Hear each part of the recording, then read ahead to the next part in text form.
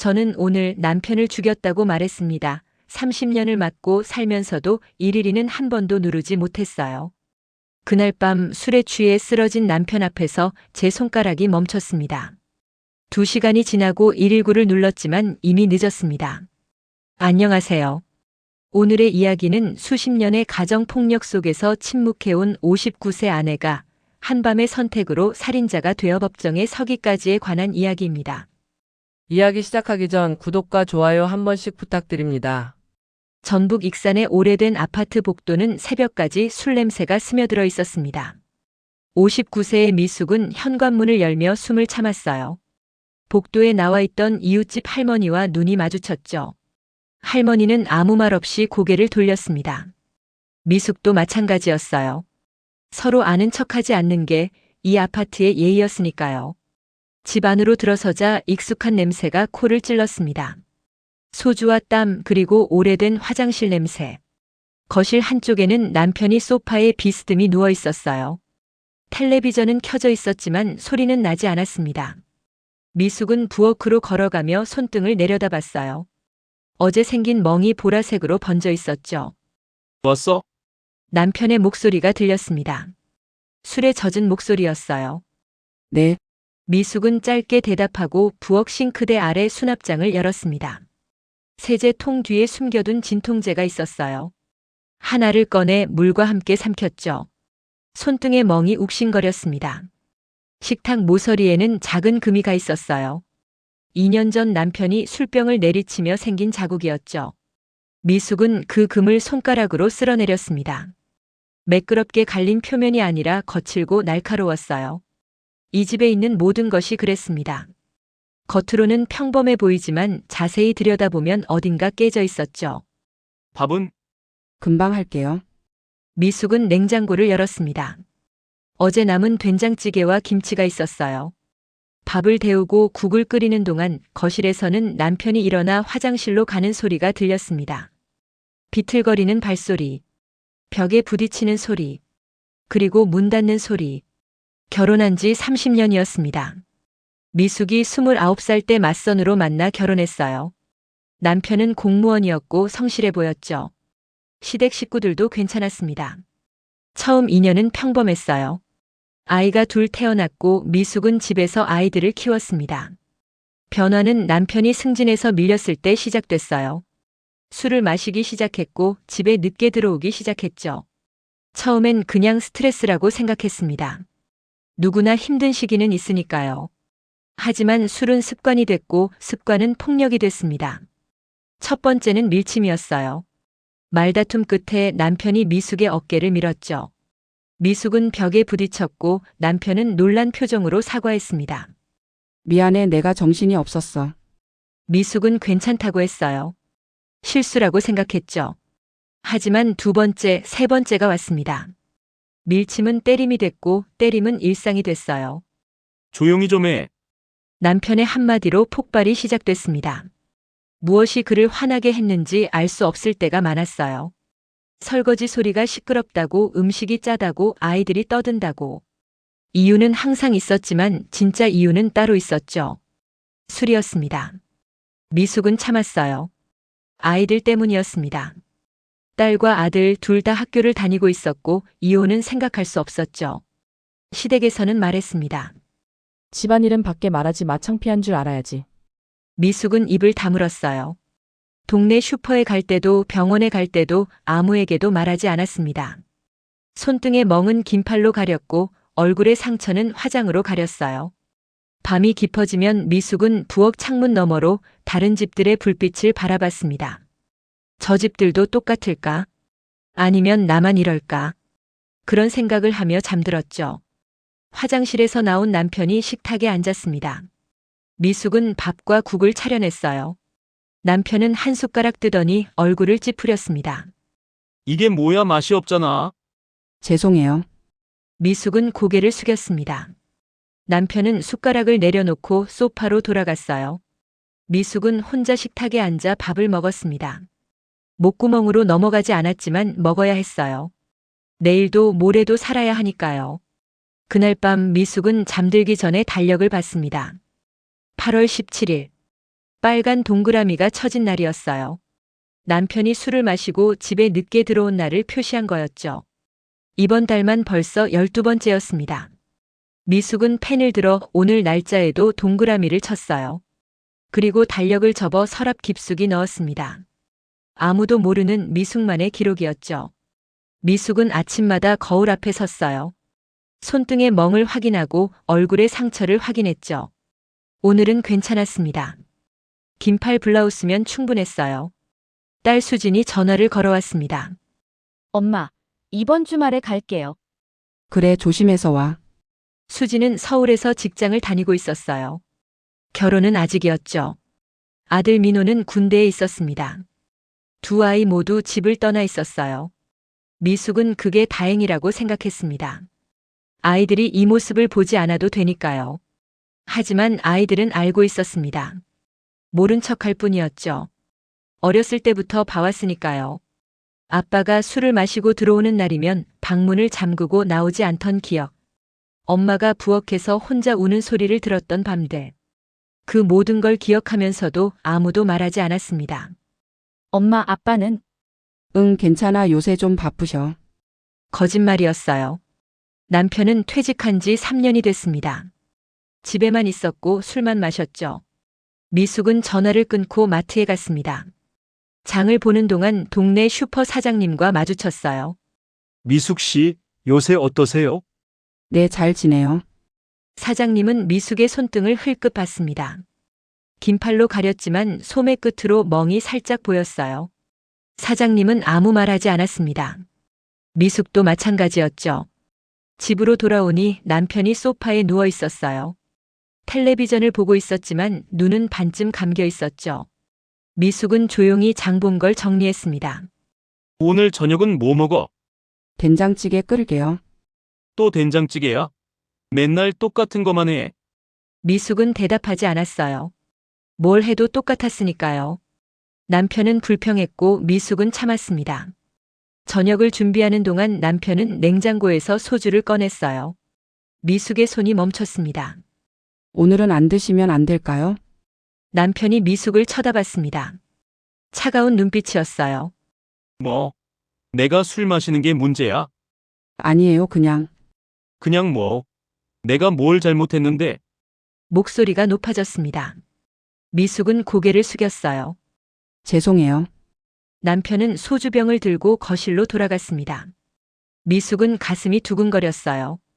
오늘은 또 어떤 밤이 될까? 손이 떨렸습니다. 저녁을 먹는 동안 남편은 계속 술을 마셨어요. 한 병, 두 병. 얼굴이 빨개졌고 말이 많아졌죠. 내가 이 집에서 뭐 하나 제대로 대접받는 게 있어. 밥도 맛없고 집은 항상 더럽고. 정리할게요. 정리는 무슨 넌 맨날 그 말만 하잖아. 미숙은 입을 다물었습니다. 뭘 말해도 소용없었으니까요.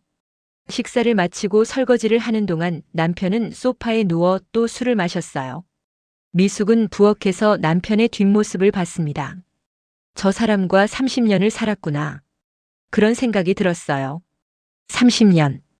긴 시간이었죠. 하지만 행복했던 순간은 얼마나 될까요? 설거지를 마치고 부엌을 나서는데 남편이 일어섰습니다. 비틀거리며 화장실로 가는 길이었어요. 미숙은 거실을 지나쳐 방으로 가려고 했죠. 하지만 남편이 불렀습니다. 아, 미숙은 멈춰 섰어요. 뭐하러 가? 방에 들어가려고요. 나한테 할 말 없어. 미숙은 돌아섰습니다. 남편은 벽에 기대 서 있었어요. 눈이 풀려 있었죠. 무슨 말이요? 무슨 말은 무슨 말이야? 내가 나한테 불만이 많은 거 다 알아. 그런 거 없어요. 거짓말하지 마. 내 눈빛 보면 다 알아. 남편이 다가왔습니다. 미숙은 뒤로 물러섰어요. 등이 벽에 닿았죠. 나한테 뭐가 불만이야? 없다니까요. 없긴 뭐가 없어. 남편의 손이 올라왔습니다. 미숙은 눈을 감았어요. 익숙한 순간이었죠. 하지만 손은 내려오지 않았습니다. 미숙이 눈을 뜨자 남편은 비틀거리며 소파로 돌아갔어요. 그리고 그대로 쓰러졌습니다. 미숙은 그 자리에 서서 남편을 봤습니다. 코를 골며 자고 있었어요. 미숙은 천천히 방으로 걸어갔습니다. 문을 잠그고 침대에 앉았죠. 서랍을 열어 달력을 꺼냈습니다. 오늘 날짜에 빨간 동그라미를 쳤어요. 그리고 지난달 달력을 봤습니다. 빨간 동그라미가 20개 넘게 있었죠.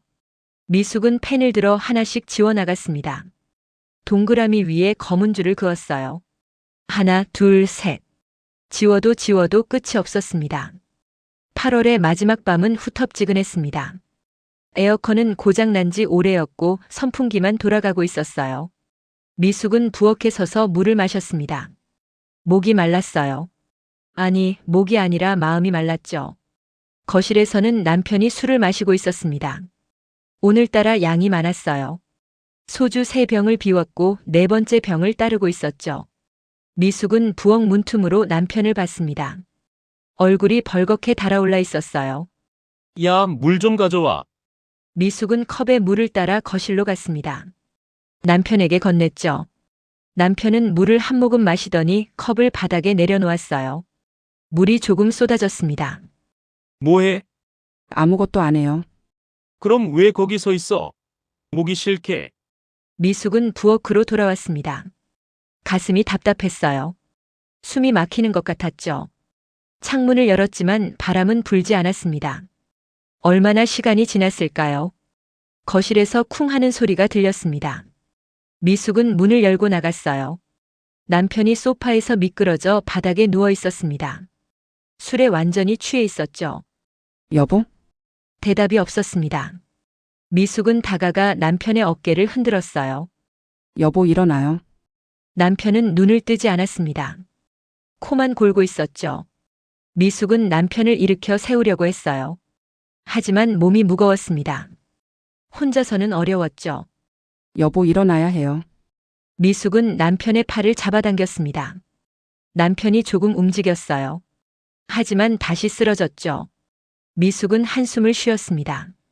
그냥 두고 갈까? 그런 생각이 들었어요. 하지만 남편은 바닥에 그대로 누워 있었고 숨소리가 거칠어지고 있었습니다. 미숙은 걱정이 됐어요. 혹시 무슨 일이 생기면 어쩌지? 그래서 다시 남편을 일으키려고 했죠. 그때였습니다. 남편의 손이 미숙의 팔을 잡았어요. 3개. 미숙은 놀라 뒤로 물러났지만 남편은 놓아주지 않았습니다. 어딜 가? 안 가요 일어나라고 한 거예요. 거짓말하지 마. 넌 날 버리고 싶어 하잖아. 아니에요. 아니긴 뭐가 아냐?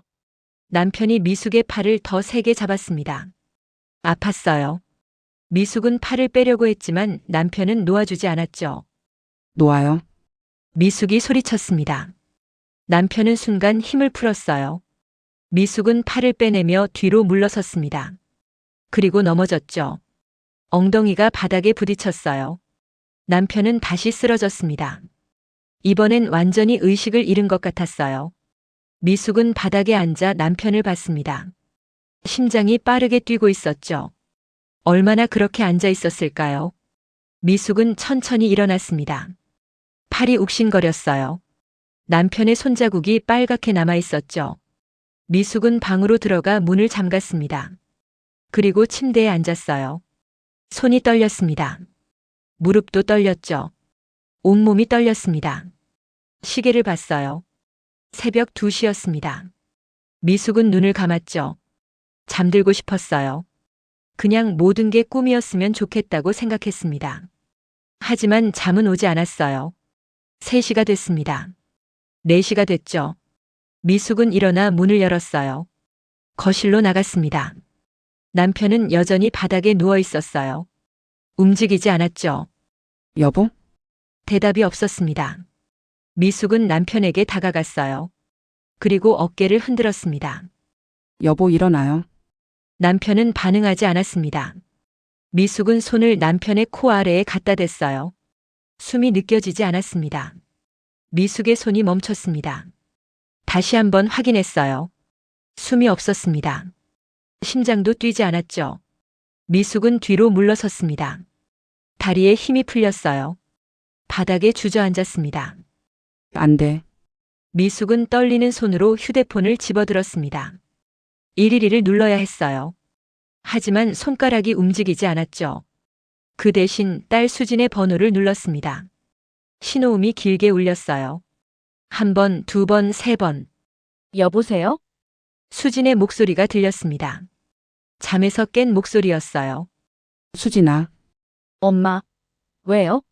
무슨 일이에요? 나 아빠를. 미숙의 목소리가 떨렸습니다. 엄마, 무슨 일이에요? 나 아빠를 죽였어. 전화기 너머로 침묵이 흘렀습니다. 긴 침묵이었어요.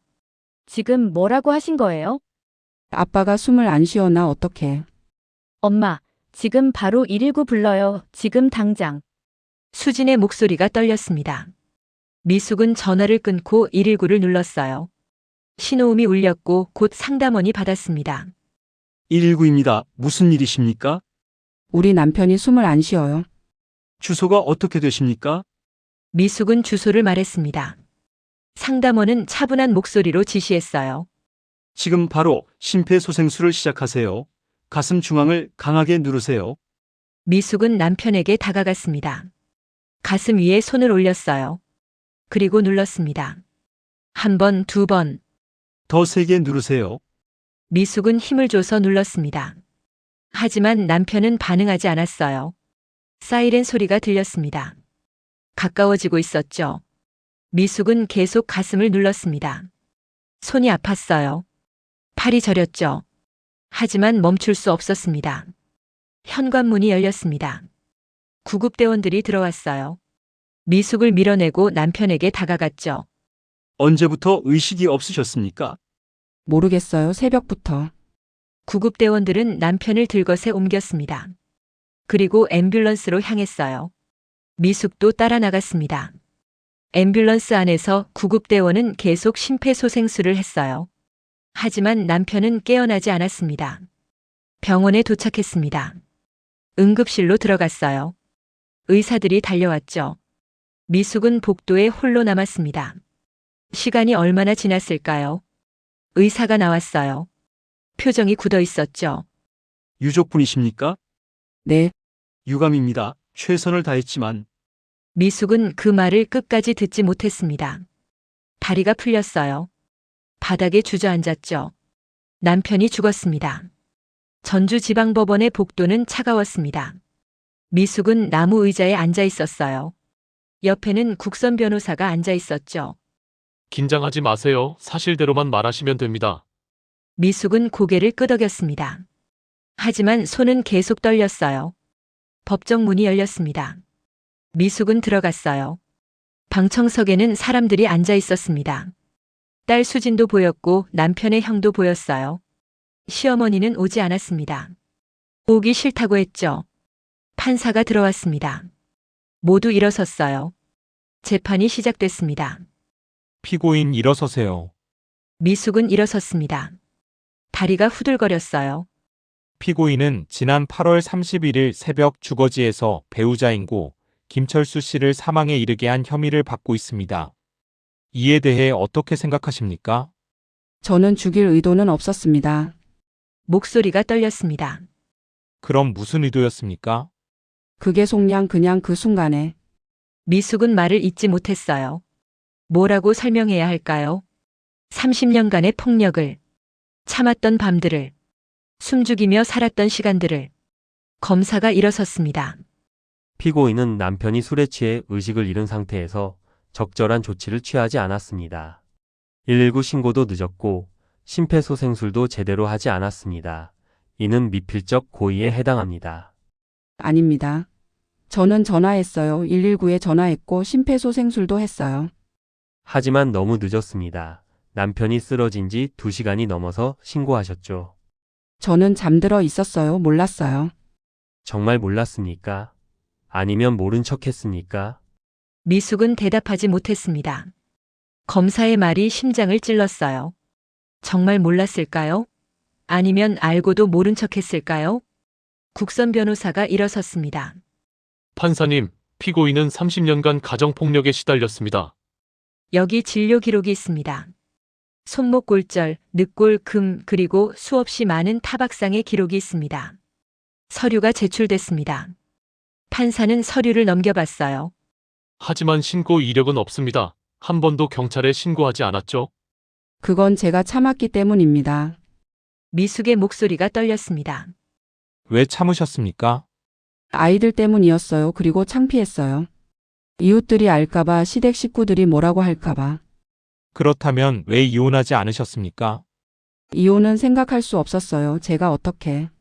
미숙은 울음을 참았습니다. 하지만 눈물이 흘러내렸어요. 방청석에서 수진이 울고 있었습니다. 미숙은 딸을 봤어요. 미안했습니다. 이런 엄마여서, 이렇게밖에 살지 못해서. 남편의 형이 증인으로 나왔습니다. 동생은 술만 안 마시면 괜찮은 사람이었습니다. 하지만 술을 마시면 달라졌어요. 그건 저희도 알고 있었습니다. 그럼 피고인에 대한 폭력도 알고 계셨습니까? 네, 알고 있었습니다. 왜 도와주지 않으셨습니까? 그건 부부 문제라고 생각했습니다. 남의 집 일에 끼어들 수 없었어요. 미숙은 그 말을 들으며 웃음이 나왔습니다. 쓴웃음이었어요. 부부 문제. 그렇게 치부해버리면 끝이었죠. 30년간의 폭력이. 재판은 계속됐습니다. 증인들이 나왔고 증거들이 제출됐어요. 미숙은 그 모든 걸 앉아서 지켜봤습니다. 마지막으로 최후 진술 기회가 주어졌습니다. 미숙은 일어섰어요. 저는 남편을 죽이고 싶지 않았습니다. 정말이에요. 그냥 그 밤이 끝나기를 바랐어요. 매일 밤이 그랬습니다. 그냥 무사히 아침이 오기를 그것만 바랐어요. 목소리가 떨렸습니다. 30년을 참았습니다. 맞으면서도 욕을 들으면서도 저는 참았어요. 아이들 때문에, 세상의 시선 때문에 제가 버텨야 한다고 생각했습니다. 하지만 그날 밤 저는 지쳐 있었어요. 너무 지쳐서 아무것도 할 수 없었습니다. 그게 제 죄라면 받아들이겠습니다. 미숙은 앉았습니다. 온몸이 떨렸어요. 판사는 서류를 정리했습니다. 그리고 판결을 선고했어요. 피고인 최미숙은 징역 4년을 선고합니다. 법정이 술렁였습니다. 수진이 흐느꼈어요. 미숙은 그 소리를 들으며 눈을 감았습니다. 4년. 짧다면 짧고 길다면 긴 시간이었어요. 하지만 30년에 비하면 짧았습니다. 남편이 사라진 집에서 저는 처음으로 조용하다는 말을 배웠습니다. 교도소의 아침은 규칙적이었습니다. 6시에 기상, 7시에 아침 식사, 8시부터 작업. 미숙은 그 일과를 따랐어요. 처음엔 낯설었지만 시간이 지나며 익숙해졌죠. 무엇보다 조용했습니다. 술 냄새가 없었고 고함 소리도 없었어요. 밤에 문을 잠글 필요도 없었죠. 아이러니했습니다. 감옥이 집보다 편안하다니. 수진이 면회를 왔습니다. 유리창 너머로 딸의 얼굴이 보였어요. 여인 얼굴이었죠. 엄마, 어떠세요? 응, 괜찮아. 너는? 저도 괜찮아요. 거짓말이었습니다. 둘 다 알고 있었죠. 하지만 서로에게 그렇게 말할 수밖에 없었어요. 엄마, 왜 이제야, 왜 진작 말하지 않으셨어요? 수진의 목소리가 떨렸습니다. 미안해. 엄마가 부끄러웠어. 부끄러울 게 뭐가 있어요. 잘못한 건 아빠였잖아요. 미숙은 딸을 봤습니다. 눈물이 고여 있었어요.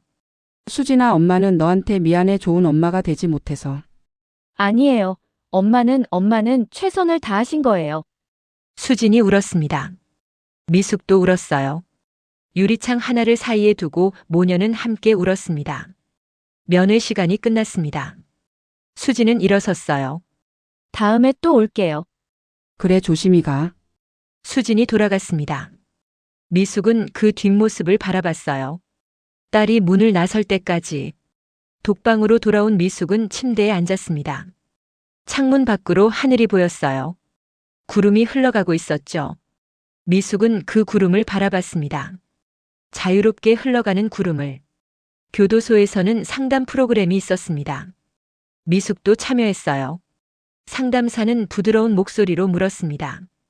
언제부터 폭력이 시작됐나요? 결혼하고 2년쯤 됐을 때요. 그때 어떠셨어요?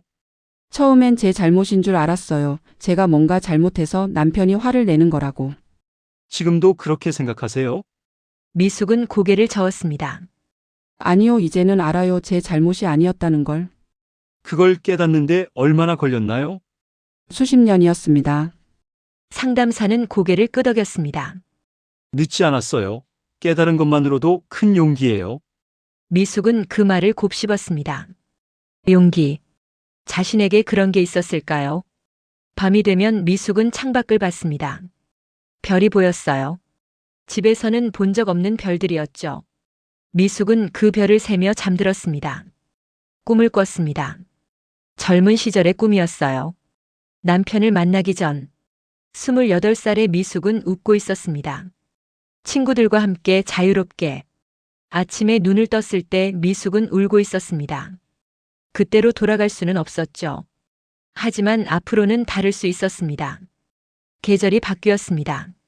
가을이 왔고 겨울이 왔어요. 미숙은 교도소에서 첫 겨울을 보냈습니다. 춥고 긴 겨울이었죠. 봄이 왔습니다. 창밖으로 나무에 꽃이 피는 게 보였어요.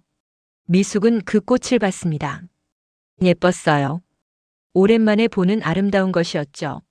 민호가 제대해서 면회를 왔습니다. 아들은 많이 컸어요. 어른이 돼 있었죠. 엄마, 전 괜찮아요. 걱정하지 마세요. 그래, 고마워. 누나가 많이 힘들어해요. 제가 잘 챙겨요. 미숙은 아들을 봤습니다. 의젓해진 얼굴이었어요. 미안했습니다. 이런 짐을 지게 해서. 민호야, 엄마는 너희한테 짐이 되고 싶지 않아. 엄마는 짐이 아니에요. 가족이에요. 그 말에 미숙은 울었습니다. 시간은 흘렀습니다. 2년이 지났고 3년이 지났어요. 미숙은 교도소에서 배웠습니다.